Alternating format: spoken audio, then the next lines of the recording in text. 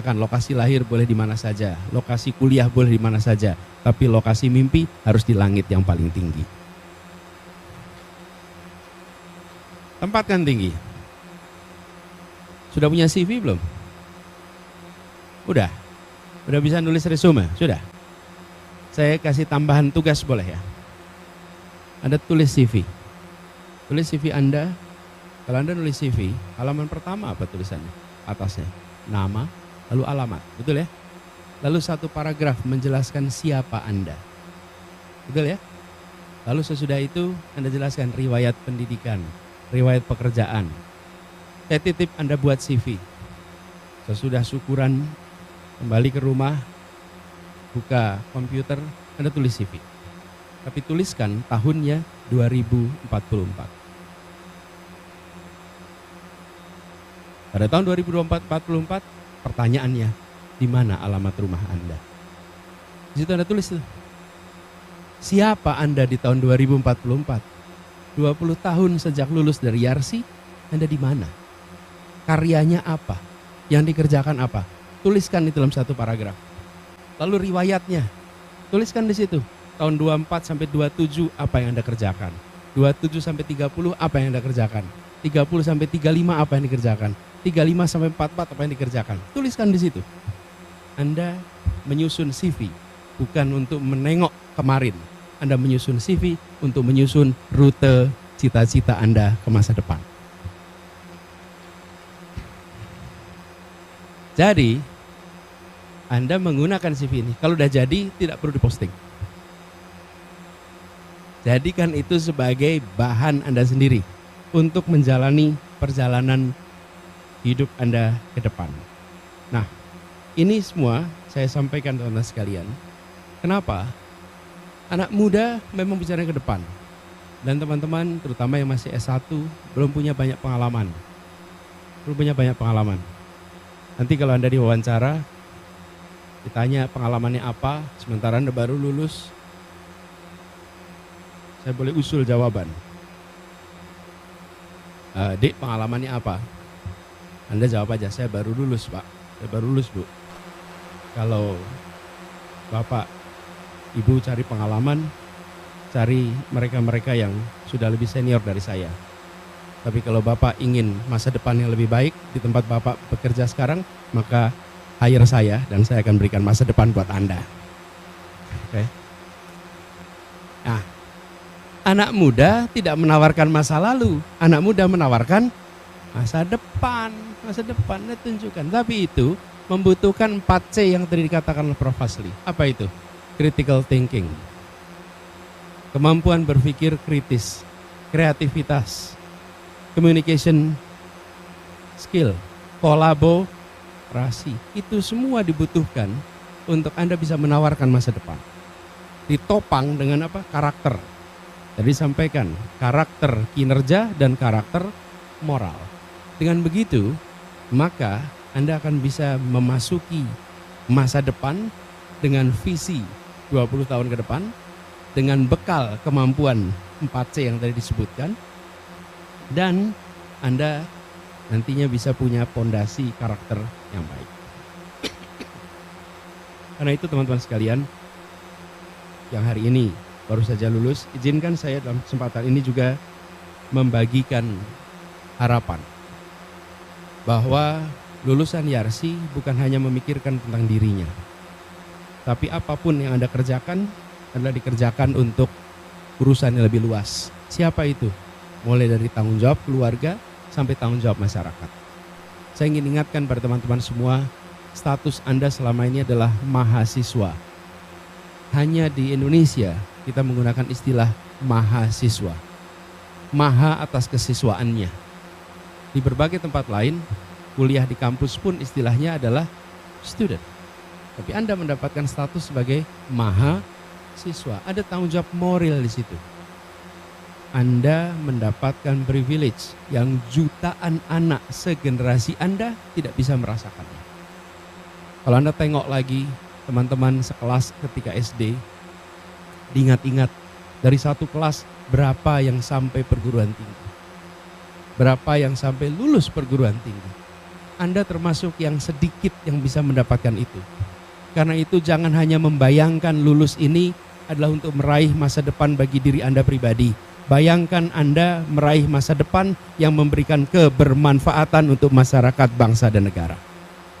Itu harus dimunculkan kesadaran itu. Kekayaan terbesar bangsa ini bukan pada mineral, bukan pada gas, bukan pada minyak. Kekayaan terbesar bangsa ini ada pada manusianya. Dan adik-adik semua yang baru lulus ini, adik-adik menjadi salah satu aset utama yang bisa memajukan bangsa kita. Karena itu saya berharap sekali teman-teman semua menempatkan diri sebagai agen perubahan.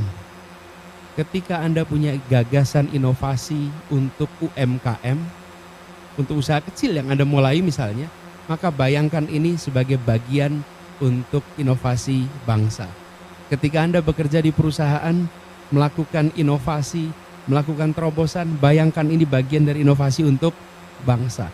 Semua dikerjakan dengan kesadaran bahwa saya adalah bagian dari Indonesia. Teman-teman sekalian, ketika kita sama-sama sekolah nih, sama-sama mahasiswa, kadang-kadang kalau ditanya peran, apa sih peran Anda? Selalu bilang saya mahasiswa, Pak. Saya juga begitu, kalau ditanya saya peran apa, saya sebut saya dosen misalnya. Tapi teman-teman, sebenarnya di dalam diri kita ada multiple peran. Saya sebutkan nih, di rumah. Saya adalah suami, saya adalah ayah, saya adalah anak. Ini di rumah. Kemudian dilebarkan sedikit, saya adalah paman. Jadi begitu keluar rumah, maka saya adalah warga kampung tempat saya tinggal. Begitu di Jakarta, saya adalah warga Jakarta, saya adalah warga Indonesia. Kemudian profesi, saya memiliki status sebagai pengajar, dosen. Ada kegiatan sosial, saya pengurus yayasan ini. Ada kegiatan politik, saya ikut terlibat kegiatan politik ini. Mendadak begitu dijejerkan, ada berbagai peran menempel di diri kita.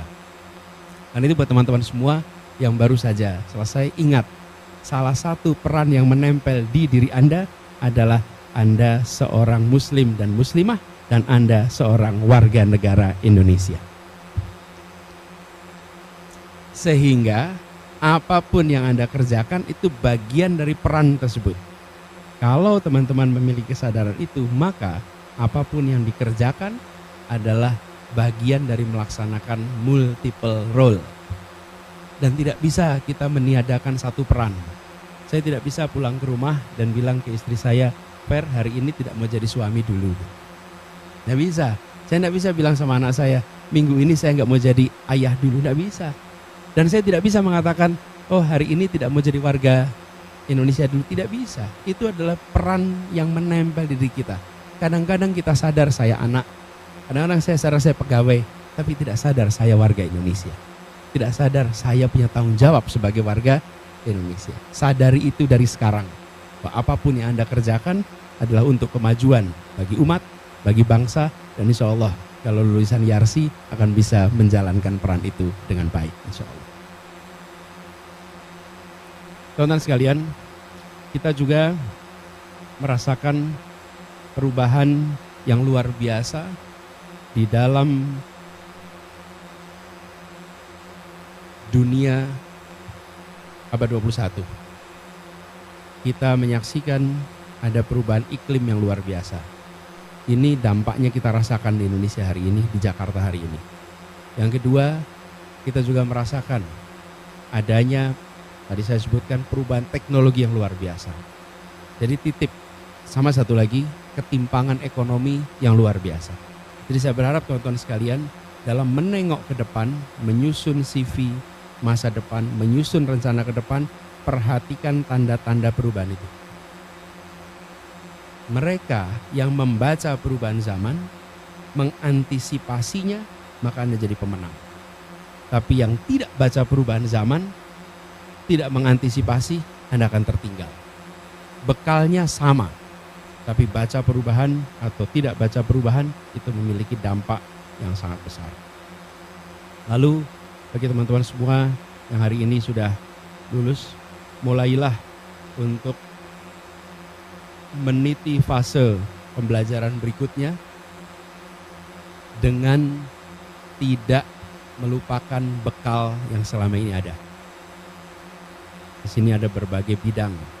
Oke teman-teman, saya ingatkan, sebenarnya saat Anda nanti berkarya, bidang pembelajaran yang kemarin Anda fokuskan hanyalah bekal awal.